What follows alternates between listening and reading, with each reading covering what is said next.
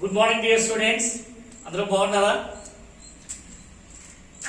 వెంగప్ప ఒక షాప్కి వెళ్ళాడు. షాప్కి వెళ్ళి, సార్ ఆ పేపర్ ఎంతండి అని అడిగాడు. షాప్ వాడు అన్నాడు, 4 రూపాయలు. ఏమీ తగ్గదా? షాప్ వాడు అన్నాడు, రేపు వస్తే మీకు సగం ధరకి ఇస్తానన్నాడు. రేపు వస్తే నీకు సగం ధరకి ఇస్తాను. అలాగైతే నిన్నటి పేపర్ ఇవ్వండి అని చెప్పేసి 2 రూపాయలు ఇచ్చి పేపర్ తీసుకెళ్ళాడంట. సరే, జోక్ మీకు ఎంతవరకు అర్థమైందన్నది తర్వాత మనం పాఠ్యాంశం బోధనలోకి వెళ్దాం. క్రిందటి వీడియోలో ఇప్పటి వరకు ఎక్కువ సమయం తీసుకున్న వీడియో క్రిందటి వీడియో. అంత టైం చెప్పి కూడా ఖైమ్ గురించి చెప్పడం మర్చిపోయాను. సో ఇప్పుడు ఖైమ్ గురించి మాట్లాడదాం. జీర్ణాశయంలో in the stomach, the food material gets churned with the gastric juice and HCl, and it forms a semi-solid condition. The material అర్ధఘన రూపంలో, అర్ధఘన స్థితిలో ఉంటుంది. అది చిక్కగా తయారవుతుంది. చిలకబడుతుందని చెప్పుకున్నాం. చిక్కగా తయారవుతుంది. అది HCl తోని, అలాగే జీర్ణ గ్రంథులతో స్రవించిన జీర్ణ రసాలతోని కలిసి ఒక సెమీ సాలిడ్ స్టేజ్ లో ఉంటుంది. అది కండిషన్. సో అలాంటి స్థితిలో ఉన్న దీన్ని ఇట్స్ కాల్డ్ యాజ్ ఖైమ్ అని పిలుస్తాం. సరే, జీర్ణ వ్యవస్థలో ఎలా జరిగింది చెప్పాం. ఈరోజు ముఖ్యమైన విషయాలు సబ్జెక్ట్ పరంగా చెప్పుకుంటే సింపుల్ గా అనిపించవచ్చు, కానీ నేటి పరిస్థితికి అయితే చాలా ముఖ్యమైన విషయాలుగా మనం దీన్ని స్వీకరించాలి. అదేంటంటే health aspects of alimentary canal. ఆహార నాళానికి సంబంధించిన ఆహార నాళ సంబంధ ఆరోగ్య అంశాలు.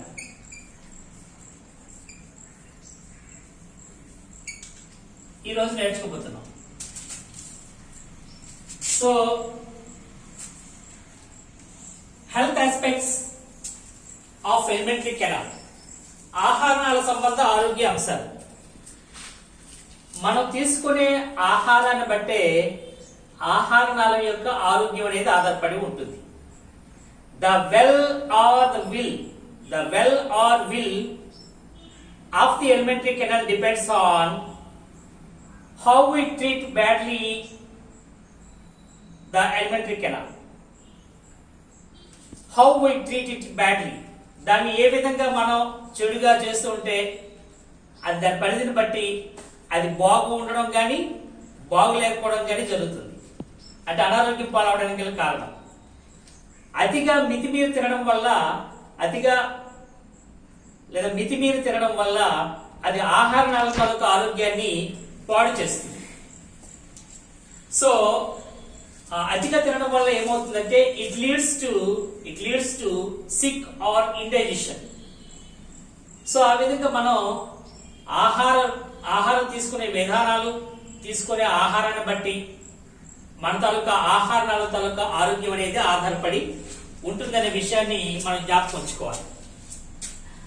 అయితే the body maintains a process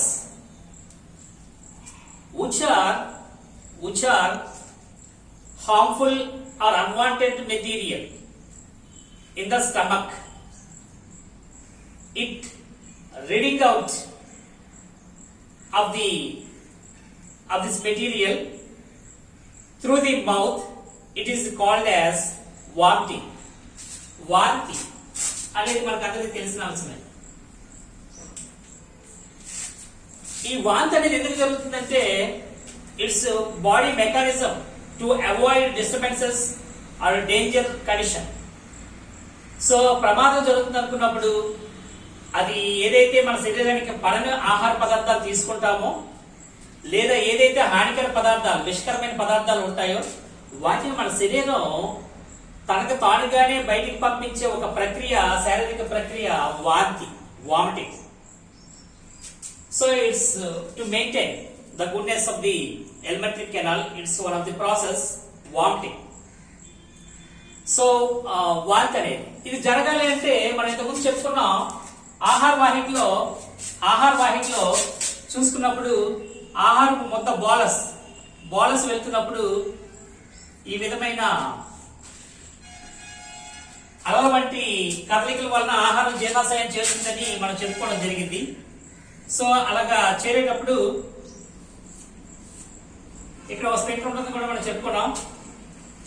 సాధారణంగా ఇది బయటకు రాదు, కానీ విష పదార్థాలు ఏవైనా ఉన్నా, హాని చేసే అన్వాంటెడ్ సబ్స్టెన్సెస్ ఏవైనా మనం తిన్నా అవి స్పెక్టర్ నుంచి మళ్ళీ బయటకు ఆహార వాహిక ద్వారా రివర్స్ పెరిస్టాల్టిక్ మూమెంట్స్ ఏవైతే ఇంతకు ముందు ఆహారాన్ని జీర్ణాశయానికి పంపించడానికి సహాయపడిన చలనాలు ఉన్నాయో అదే రివర్స్ లో జరగడం వలన ఆహారం అనేది ఏదైతే మన శరీరానికి హానికరమైన ఆహార పదార్థాలు ఏవైతే ఉంటాయో వాటిని బయటికి పంపించడానికి జరిగే ప్రక్రియ వామిటింగ్ సెన్సేషన్ తెలుసుకున్నాం. సో ఆ విధంగా ఆహారాన్ని బయటికి పంపించే విధానం మనం చూడొచ్చు. దీనికి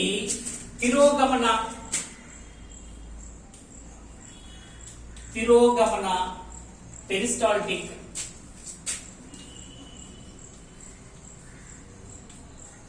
చలనాలు సహాయపడతాయి.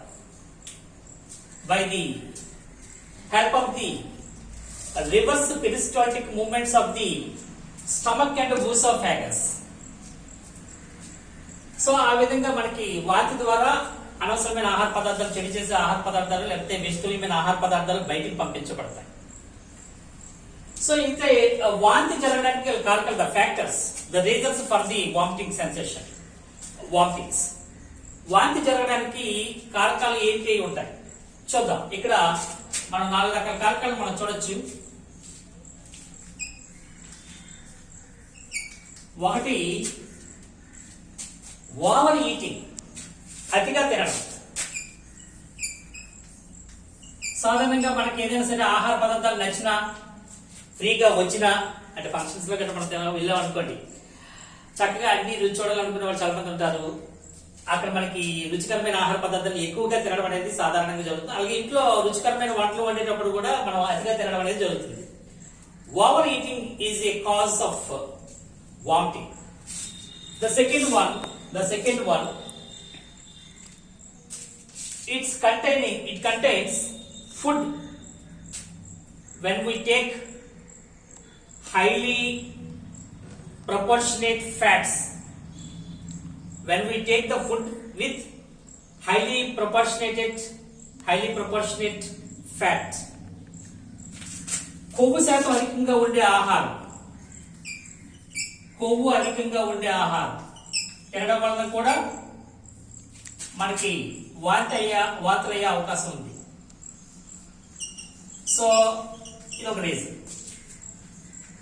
అన్డైజెస్టిబుల్ food material, when we take undigestible food, ఏదైతే త్వరగా జీర్ణం కాదో అలాంటి ఆహార పదార్థాలని మనం ఒక్కోసారి ఎక్కువగా తినే అవకాశం ఉంటుంది. జంక్ ఫుడ్స్ లాంటివి గట్రా అలాంటివే.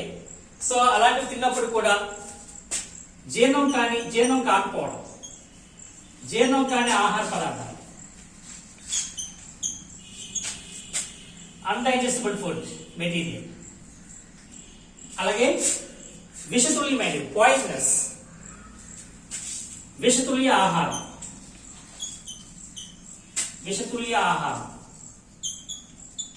ఇవి తీసుకోవడం వల్ల poisonous food material. These are the causes or factors for the vomiting. So ఇవి కారకాలు. అలాగనే సాధారణంగా లివర్,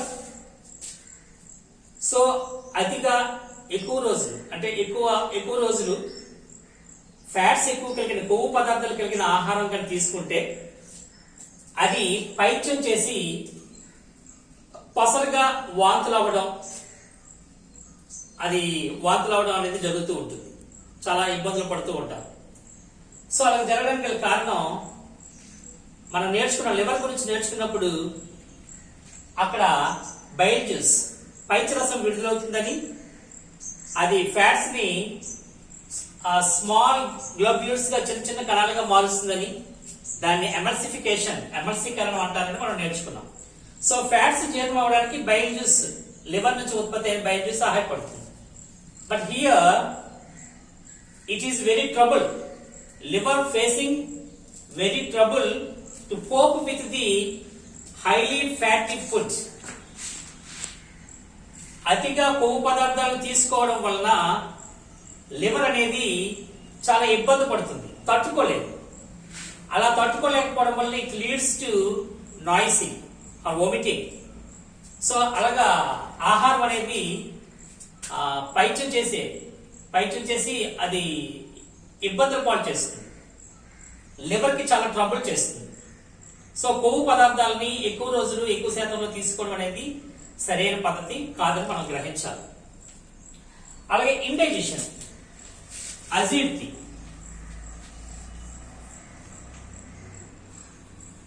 ఇండైజెషన్, అజీర్తి.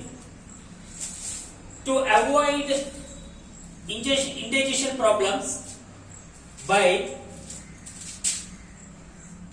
the first one, ఇక్కడ main thing, we have to take simple and balanced diet. Having balanced diet, సాధారణమైన ఆహారం, అలాగే సంపూర్ణ ఆహారం, సమీకృత ఆహారం తీసుకోవడం ద్వారా మనం అజీర్తిని నివారించవచ్చు. So simple and balanced diet, well balanced diet తీసుకోవడం వలన మనం అజీర్తిని అవాయిడ్ చేయొచ్చు. ద సెకండ్ వన్, స్లోలీ, అలాగే విశ్రాంతిగా ఆహారం తీసుకోవడం. నెమ్మదిగా తినాలి, గాబరా లేకుండా విశ్రాంతిగా, దట్ మీన్స్ ప్రశాంతంగా, ప్రశాంత వాతావరణంలో మానసిక ప్రశాంతంగా తీసుకోవాలి. సో ఇక్కడ slowly eat, slowly and in a leisure manner. Take the food in a leisure manner and slowly. నెమ్మదిగా తినాలి, గాబరా పడకుండా ప్రశాంతంగా తినాలి. The third one, thoroughly masticating the food. మాస్టికేటింగ్ గురించి మనం నేర్చుకున్నాం. నోట్లో దంతాలు అలాగే సలైవతో కలుపుతూ దంతాలు ముక్కలుగా చిన్న ముక్కలుగా చేస్తూ 4 రకాల దంతాలు కూడా ముక్కలుగా చేస్తూ ఆహారాన్ని బాల్స్ గా తయారు చేయడం చూసాం. అలా తయారు చేసే విధానాన్ని మాస్టికేషన్ అన్నాం, చూర్ణం చేయడం. సో బాగా చూర్ణం చేయాలి ఇక్కడ. కాబట్టి మాస్టికేషన్ చేయడం, బాగా నమలాలి, బాగా నమిలి తినాలి. సాధారణంగా నమిలి తినాలి. మనకి 32 దంతాలు ఉంటాయని మనకు తెలుసు. అందుకే అంటారు పెద్దలు, ఆహార ముద్దను 32 సార్లు బాగా నమిలి తినాలంట. సో మింగక ముందే దాన్ని 32 దంతాలు ఉన్నట్లుగా 32 సార్లు బాగా నమిలి తినాలంట. అలాగే ఎంతమంది తింటున్నాం? లేదు. సో బాగా నమిలి తినాలి. సో దానివల్ల కూడా అరికట్టవచ్చు. ద ఫోర్త్ వన్,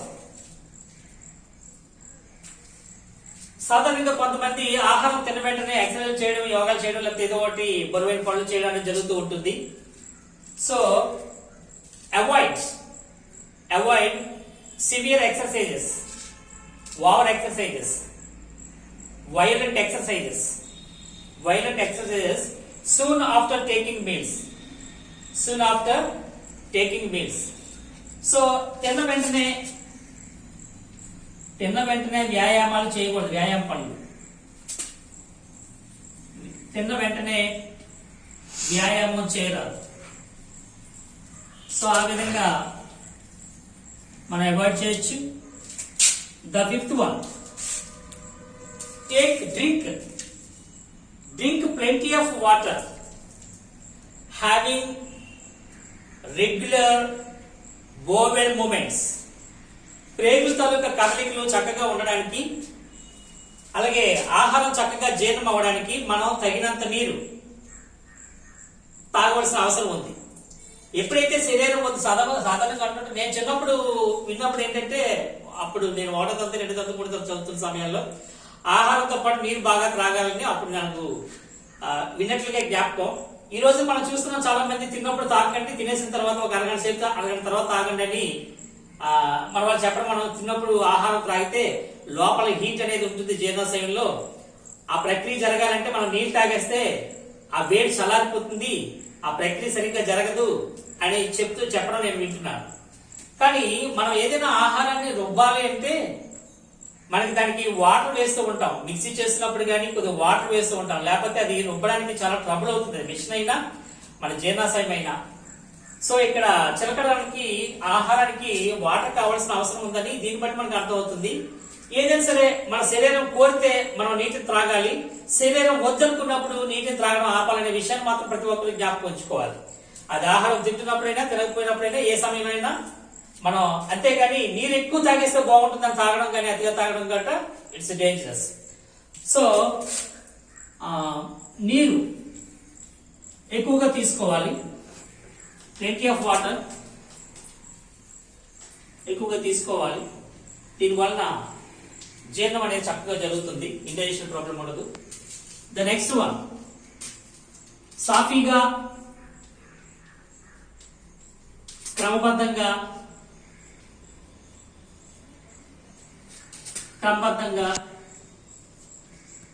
మల విసర్జన ఉండేలా చూసుకోవాలి. సో సాధారణంగా మనం 3 పూటలు తింటాం కాబట్టి రోజుకి 3 సార్లు మల విసర్జన డెఫికేషన్ చేయడం అనేది ఆరోగ్యపరంగా చక్కనిది, ఆరోగ్యంగా ఉంటాం. రెండవది, మినిమం 2 టైమ్స్ అయినా సరే మల విసర్జన చేయడం అనేది చాలా ముఖ్యమైనది. లేకపోతే ఇది చాలా అనేక రోగాలకు దారితీస్తుంది. ఇది ఒక సిస్టమేటిక్ గా ఉండడానికి చాలా మంది అంటారు, రాకపోతే ఏం చేస్తామని. వచ్చినా రాకపోయినా టైం పాటించడం అనేది చాలా ముఖ్యమైనది. కొన్నాళ్ళ తర్వాత అదే అలవాటుగా మారుతుంది. కాబట్టి మినిమం 2 టైమ్స్, మాక్సిమం 3 టైమ్స్ వెళ్ళడం అనేది మల విసర్జన చేయడం వలన అది ఒక సాఫీగా క్రమబద్ధంగా జరిగినట్లుగా మనం చేయొచ్చు. సో అలా చేయడం వల్ల ప్రాబ్లమ్స్ అనేవి ఉండవు. సాధారణంగా ఈ అజీర్తికి ముఖ్యమైన కారణం ఏమని చెప్తారు అంటే, it's very severe problem. Indigestion is a severe problem. It's the main reason. It depends on the peptic ulcers in the stomach and duodenal and stomach ulcers. Stomach and duodenal ulcers are the main cause of the indigestion. So ఇక్కడ జీర్ణాశయంలో ఆంత్రమూలంలో ఉండే పుండ్లు దీనికి అజీర్తికి ప్రధాన కారణంగా చెప్తారు. అలాగే ఈ రోజున సైంటిస్టులు, అది ఇంతకుముందు చెప్పిన మాట, సైంటిస్టులు నేడు కొత్తగా కనుగొన్న విషయం ఏంటంటే దానికి గల కారణం ఒక బ్యాక్టీరియా. ఆ బ్యాక్టీరియా కారణం అని చెప్పి మనం తెలుసుకోవడం జరిగింది. సో బ్యాక్టీరియా వల్లనే అజీర్తి వస్తుందనేది నేటి కొత్త విషయం. అది హెలికోబాక్టర్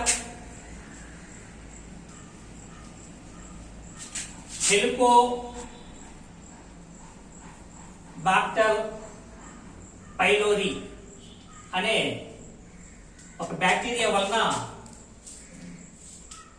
ఇప్పుడు ఈ పుండ్లు అనేవి ఏర్పడతాయి.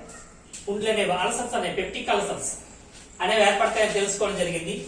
ఇంతకు ముందు ఏమనుకునేవారంటే స్ట్రెస్, ఒత్తిడి వలన జరుగుతుందని, అలాగే ఈటింగ్ స్పైసీ ఫుడ్స్ అని చెప్పి అనుకున్నారు. But spicy foods and stress do not cause of the peptic ulcers. అలాగే చిరాకుగా ఆందోళనతో ఉండే వారిలో కూడా ఇలాంటి అజీర్తి సమస్యలు వస్తూ ఉంటాయి. It's happened in the worried people. Worried people. So ఎవరైతే ఆందోళనతోనే ఉంటారో అలాంటి వారికి హరిబురిగా ఉంటారు అలాంటి వారిలో. అలాగే రెస్ట్లెస్, ఎవరైతే continuous work without rest, such type of people, వారిలో కూడా మనం ఇలాంటివి ఉంటాయని చెప్పి మనకి అజీర్తికి దారితీసే అవకాశాలు ఉన్నాయి. సో పెద్ద ప్రేగులో జీర్ణం కాని ఆహార పదార్థాలు పెద్ద ప్రేగులో ఎక్కువ రోజులుగా నిల్వ ఉంటే అక్కడ బ్యాక్టీరియా పెరుగుతుంది. ఆ బ్యాక్టీరియా విడుదల చేసే హానికర పదార్థాలు క్యాపిలరీస్ ద్వారా, బ్లడ్ క్యాపిలరీస్ ద్వారా రక్తంలోకి వెళ్లి శరీరంలో అనేక రోగాలకు దారితీస్తుంది. The storage of undigested material in the large intestine it's dangerous to the health. It leads to the diseases. So because the products of the bacteria, the toxins absorbed by the capillaries into the blood, it leads to diseases. So అలాగా అనారోగ్యానికి దారితీసే అవకాశాలు ఎక్కువగా ఉంటాయి. దానికి ఒకే ఒక remedy ఏంటంటే fibre foods. పీచు, ఆహారంలో పీచు పదార్థాలు, ప్రొఫేజెస్,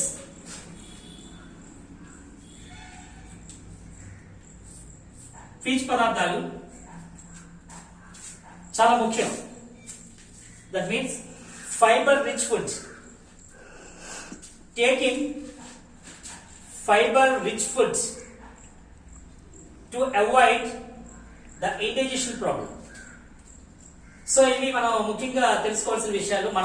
మనం తీసుకునే ఆహారాన్ని బట్టే మన ఆరోగ్యం అనేది ఉంటుంది. జీర్ణ వ్యవస్థ తాలూకు ఆరోగ్యం లేదా జీర్ణాల తాలూకు ఆరోగ్యం ఆధారపడి ఉంటుంది. కాబట్టి మనం తీసుకున్నప్పుడు సరిగ్గా నీరు తీసుకోవడం, బాగా తినడం, అలాగే కొవ్వు తక్కువగా ఉండే ఆహారం తీసుకోవడం, సులువుగా జీర్ణమయ్యే ఆహార పదార్థాలు తీసుకోవడం, అనుకోకుండా విషతుల్యమైన ఆహార పదార్థాలు తీసుకుంటే దానికి మనకి తిరోగమన పెరిస్టాల్టిక్ ఛానల్ ద్వారా వాంతి ద్వారా అది బయటకు పంపించడం. సో ఇప్పుడు చెప్పుకున్న అంశాలన్నీ చాలా ముఖ్యమైన అంశాలు. ఇవి పాటిస్తే మనం చాలా ఆరోగ్యంగా ఉండే అవకాశాలు అనేవి ఉంటాయి. సో విద్యార్థులారా, ఈ విధంగా తెలుసుకొని మనం ఆహార నియమాలు పాటించాలి, ఆరోగ్యంగా అందరూ ఉండాలి. అలా చేసినప్పుడు మాత్రమే మనకి ఎటువంటి వైరస్లు కానీ ఎటువంటి జర్మ్స్ కానీ మనల్ని ఏమీ చేయలేవు. అనారోగ్యానికి గురి కాకుండా ఉంటాం. ఎక్కువ అవకాశాలు అనేవి మనల్ని మనం రక్షించుకునే ఆరోగ్య సూత్రాలు ఇవి. అందరూ పాటించడానికి ప్రయత్నం చేయండి. చెప్పినంత సులువు కాదు, ఈ రోజుల్లో చెప్పినంత సులువు కాదు ఇలాగ చేయడం అన్నది. కానీ తలుచుకుంటే మనం తప్పనిసరిగా చేయగలం, మనం అనుకుంటే చేయగలం. సో విద్యార్థులారా, చివరిగా ఒక మాట. మీరు విద్యార్థులు చిన్నప్పటి నుంచి తల్లిదండ్రులు కానీ టీచర్స్ కానీ మీరు బాగా చదవండి అంటారు. కారణం ఏంటంటే ఒక విషయం మీరు ప్రశ్నించుకోవాలి. నేను ఎందుకు చదువుతున్నాను, ఎవరి కోసం చదువుతున్నాను అనేది మీరు నిజంగా నిజాయితీగా ప్రశ్నించుకొని నిజాయితీ అయిన సమాధానం మీరు తెచ్చుకుంటే మీకు ఇంకొకరు చదవమని చెప్పవలసిన అవసరం లేదు, మీకు మీరే చదువుతారు. సో మీలో మీరు ప్రశ్నించుకోండి, నేను ఎందుకోసం చదువుతున్నాను, నేను ఎవరి కోసం చదువుతున్నాను అని చెప్పి మీలో మీరు ప్రశ్నించుకోండి. నిజాయితీగా సమాధానం చెప్పుకోండి. చదువుతాలకు అవసరం నీకు ఎంత ఉంటుందో నీకు అర్థం అవుతుంది. చక్కగా నువ్వే చదువుకుంటావు. మిగతా సమయానికి ఎంతో సమయం కేటాయించే నీవు చదువు కోసం కొంతైనా సమయాన్ని కేటాయిస్తావు. Question yourself. ఓకే విద్యార్థులారా, అందరూ ఇంటి పట్టున ఉండండి. చక్కగా నోట్స్ తయారు చేసుకుని పాఠ్యాంశాలన్నీ వినండి. ఆ పుస్తకాలు తిరిగేస్తూ చక్కగా అంశాలని నోట్స్ గా ప్రిపేర్ చేసుకోండి. చక్కగా ఉండండి. అందరికీ గుడ్ బై. నెక్స్ట్ వీడియోలో మళ్ళీ కలుసుకుందాం. బాయ్.